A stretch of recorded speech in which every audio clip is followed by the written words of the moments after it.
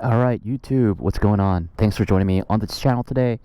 I am really excited about this one just because I am taking the day off of work for my mental health, just to go ride the entire day. And I just wanted to give you all a PSA that on May 22nd, I will be heading out to Baltimore to attend DGR, hosted by my buddy Tim Nevermore, a friend of this channel. They are big supporters of men's health, specifically prostate health, prostate cancer research, and suicide prevention. That's a big one that we don't really talk about. I'm gonna show my support by going out to Baltimore and attending the DGR ride. And so again, if you feel compelled to donate, I'm going to drop a link in my description, and you can donate and we can do this thing together. So thank you in advance. But yeah, let's get to the topic of today's video. Like I mentioned, I'm gonna go ride basically the entire day. I don't really have any specific routes planned or anything like that, but today I'm just gonna go ride, enjoy myself. I got the Lowrider S because I had a Sportster before, and it wasn't the ideal bike to do long distance, and so I got this Lowrider S. It begs the question, how does the Lowrider S handle long distance trips?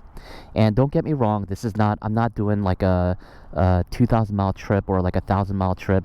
I'm just taking the entire day, about maybe 8-9 hours or so, and just riding around, a mix between highways, back roads, etc. And I just want to talk to you about, how does it hold up? Do I get tired? Does my back ache? Is there any discomfort? How does it handle the highway? And just kind of give you my overall thoughts. But I've been riding for an hour. I feel fine. I feel great. So we'll get going. I probably will have to fuel up at some point. Yeah.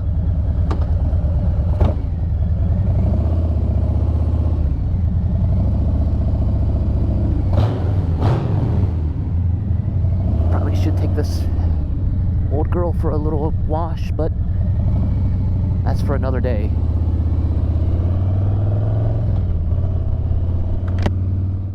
So I think it's worth noting that I have a few modifications that help me with this distance aspect.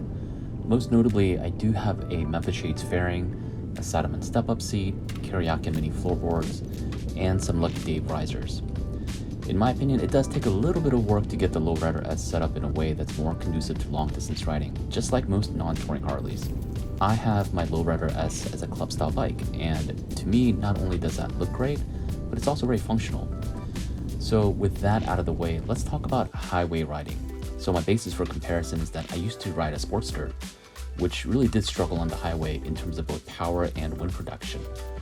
With my current setup and the combination of the 114 M8 engine makes highway riding way easier, more comfortable, and overall a more enjoyable experience.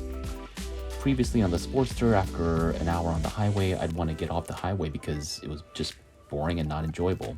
But now on the Lowrider S, I can stay on the highway for much longer and be completely fine. Highway riding is also more enjoyable on the Lowrider S because there's more power to tap into. The only downside in my experience has been a little bit of buffeting that seems to happen. Alright, let's pull over here for a minute.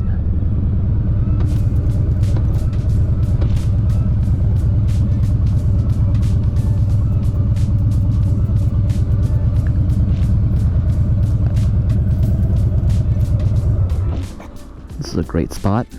So I'm going to talk a little bit about the cons of a long distance ride on a Lowrider S. A couple of things that I've noticed. The fairing is great, don't get me wrong. What I have noticed is that there is a little bit of wind buffeting, and on a long distance ride, obviously that's not great.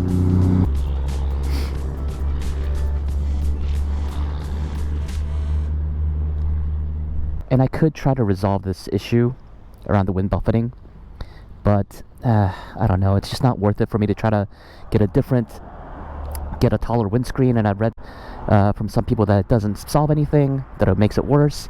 I don't know. But yeah, wind buffeting is still an issue for me. After a few hours of just buzzing on your head, that gets old. It's a really nice pond. The other thing that I've noticed, and this is just for me, it might be different from different people, but the rider triangle, the way that you're positioned, overall it's very comfortable. But after a while, because of the mids, I start to feel a little pain on my left hip.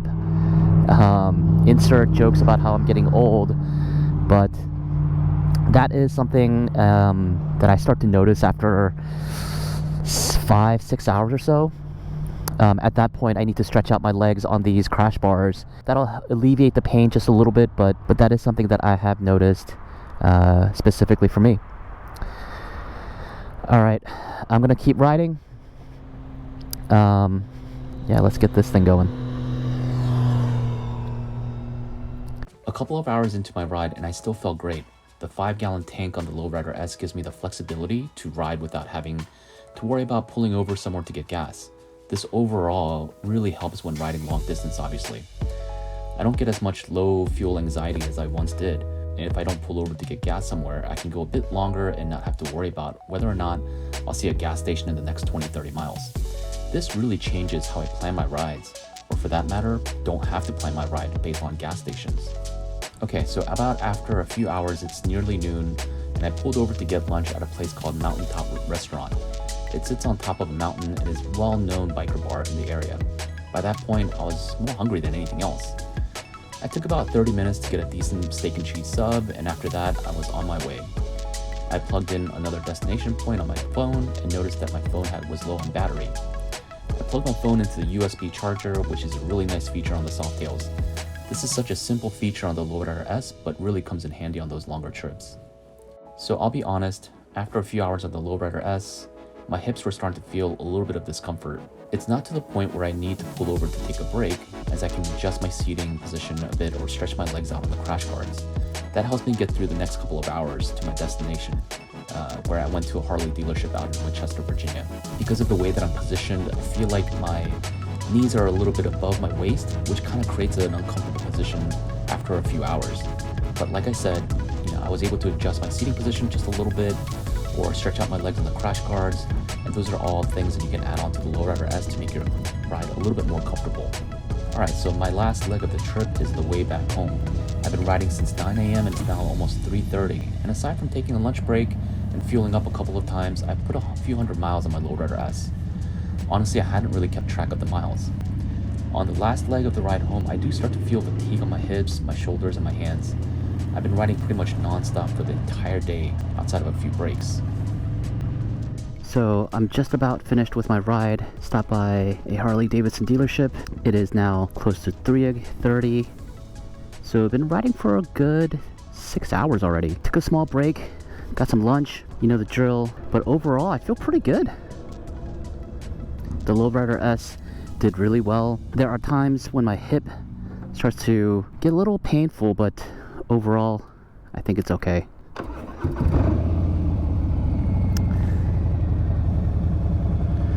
So we are gonna head home now, and ooh, look at that street bob. That street bob looks dope. So we're gonna head home now, and there's about a good hour and a half left. So obviously that adds to my overall ride. Takes it to about, I wanna say close to 8 hours. Overall successful day. If you take a few small breaks, an 8-hour ride definitely is not, it's not the end of the world. Again, you might need to adjust the Lowrider S to your taste, but I would say a good 8 hours solid is no big deal. This is when I really started to feel the cumulative effects of all the fatigue. Maybe it's because I was mentally done for the day and I just wanted to get home, or maybe it's because my body wasn't used to a long ride after not having ridden much all winter. I do think that I need to build up my stamina again if I want to start doing long trips.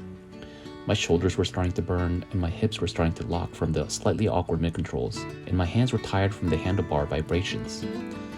So my honest assessment, how does the Lowrider S handle long distance? In my opinion, it'll obviously never be as comfortable as a touring bike. It's just not built for that kind of riding, but it can be done. The Lowrider S is a very, very capable platform, and with a few simple mods, you can easily build this into a little baby bagger if you wanted it to, and still maintain all the top-notch performance features. But with all that said, at some point in the future, I will want to tour all over the country when time is more available to me. Would I do this on a Lowrider S? Probably not. I can see why people trade up from a Lowrider S to a bagger, whether it's a road glide or a street glide. It can be done, but I doubt you'll be as comfortable on the Lowrider S as you would be on a bagger.